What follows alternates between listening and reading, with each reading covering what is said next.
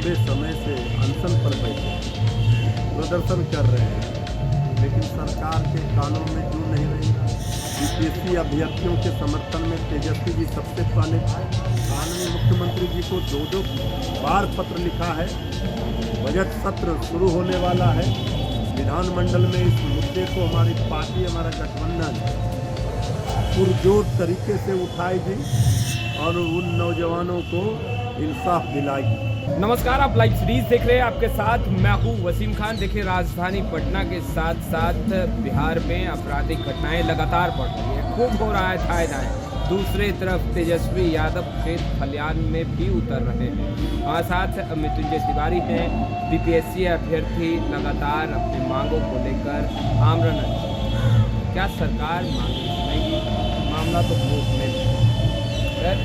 इस तरीके से आपराधिक घटनाएं राजधानी पटना में भी कुछ देखिए, बिहार में अपराधियों का बहार है। डबल इंजन की नीति से सरकार अपराधियों का मनोबल इस कदर बढ़ गया है कि वो अपराध करने में मस्त है। पुलिस प्रशासन पस्त है, क्योंकि आदरणीय मुख्यमंत्री जी का शासन का इकबाल ही समाप्त हो गया।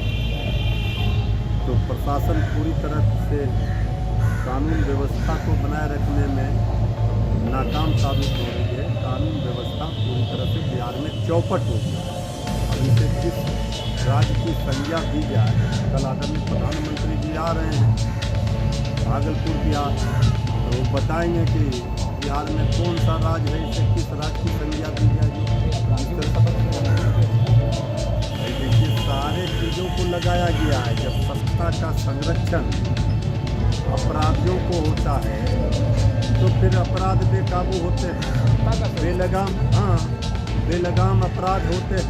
आप देखिए, दुस्साहस अभी 2-4 दिन पहले पटना में पौष इलाके में सरकार के नाक के नीचे कंकड़बाग में क्या किया? गोली चलाया दिन दहाड़े।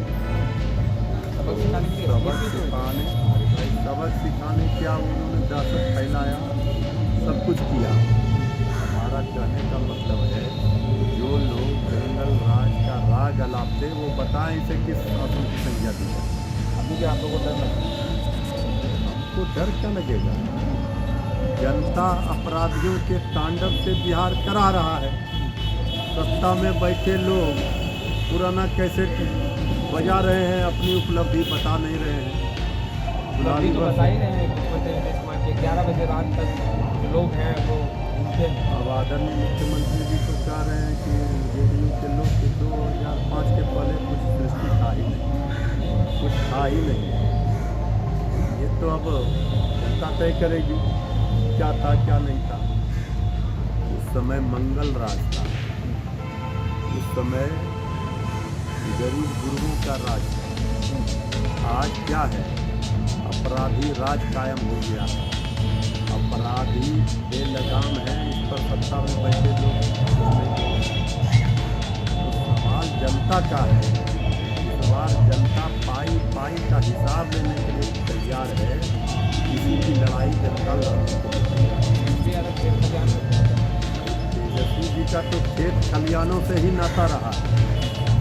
वही तो नौजवानों, किसानों, मजदूरों, माताओं, बहनों के हित की बात कर रहे हैं।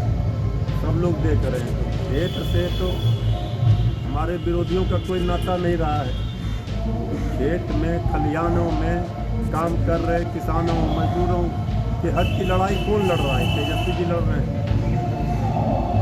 फूल खरीद रहे हैं और वहाँ सब्जी खरीद रहे हैं। संकेत क्या? वो मिट्टी के लाल हैं, वो जनता के बीच में है, लोगों के बीच में है। संकेत इसमें क्या देना है? बीजेपी की तरह है नहीं कि वो सिर्फ जुमलेबाजी करेंगे।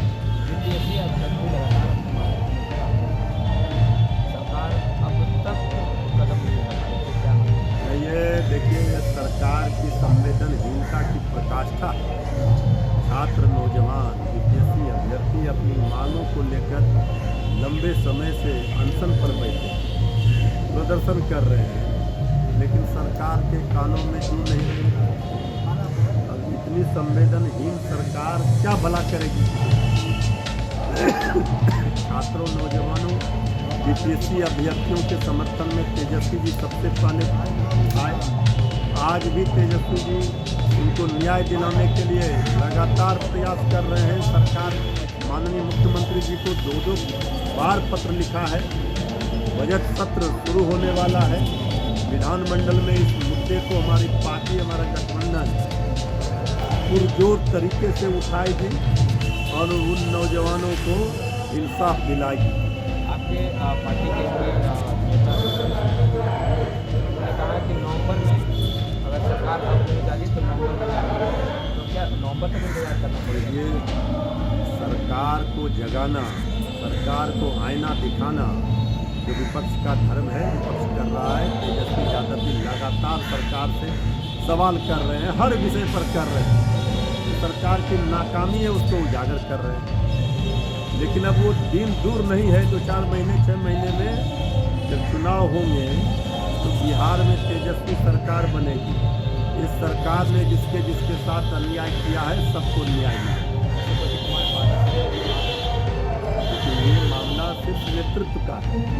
इससे बात किया जाएगा कौन कितने सीटों पर लड़ेगा, किसके साथ गठबंधन में और कौन क्या कर रहे हैं नहीं कर रहे हैं, ये तो सबको पता है कि ये फैसला आदरणीय लालू प्रसाद जी, तेजस्वी यादव जी, बाकी इंडिया गठबंधन के सभी नेता मिल बैठ कर लेंगे। इसकी जानकारी हमें, अरे हमारे साथ, हमारे गठबंधन के साथ, तेजस्वी यादव जी के नेतृत्व के साथ बिहार की जनता आ चुकी है। भाई सीटों का भी बंटवारा हो जाएगा।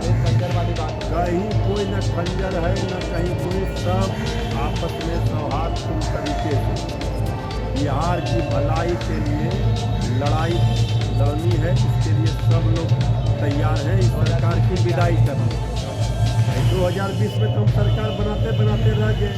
सबसे बड़े दल के रूप में आरजेडी आई कि नहीं आई? 12,000 की बात आई कि भाई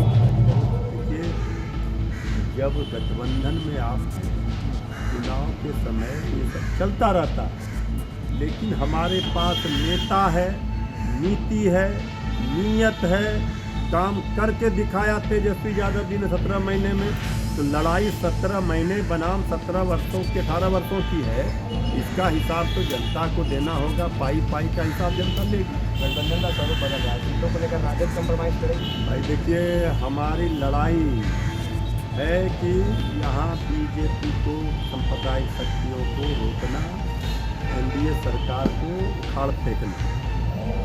हम कंप्रोमाइज का इसका सवाल नहीं है। हम 240 सीटों पर, 43 सीटों पर मजबूती से इंडिया गठबंधन तेजस्वी जी के नेतृत्व में चुनाव लड़ेगी और यहाँ सरकार बनाएगी। तो आपने सुना मृत्युंजय तिवारी को क्या कुछ कह रहे थे। देखिए, सियासत गर्म है, चुनावी वर्ष है। इसी वर्ष बिहार में विधानसभा का चुनाव हो। देखिए, महागठबंधन का स्वरूप भी बदल रहा है। पशुपति कुमार पारस की पार्टी के नेताओं के बोल भी बदलने लगे हैं। लालू प्रसाद यादव को बड़े भाई बता रहे हैं। और दूसरे तरफ देखिए, एनडीए में 5 पांडवों की बात है। और देखिए, जीत का दावा। चुनावी तैयारियों में तमाम राजधानी और राजधानी पटना के साथ साथ पूरे बिहार में देखिए धाएँ जैसी घटनाएँ यानी गोलियाँ चल रही हैं। देखिए, पुलिस प्रशासन लगातार कार्रवाई कर रहा है, मगर सवालों के घेरे में फिलहाल इस वीडियो में इतना ही। आपका बहुत बहुत शुक्रिया।